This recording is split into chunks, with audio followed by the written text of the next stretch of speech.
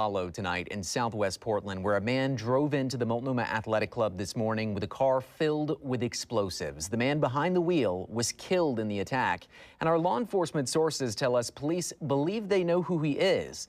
And just within the last few minutes, we've learned new details about that man and the attack. Fox 12's Vince Ibarra is live at the MAC tonight with more. Vince, what's the latest?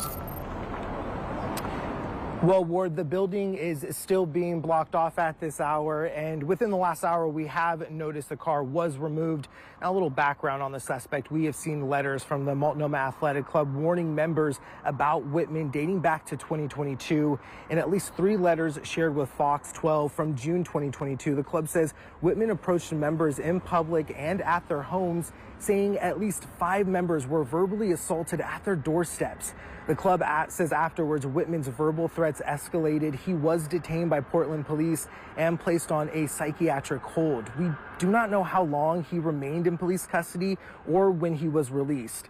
Members who had encounters with him were also encouraged to file restraining orders or no stalking orders against Whitman.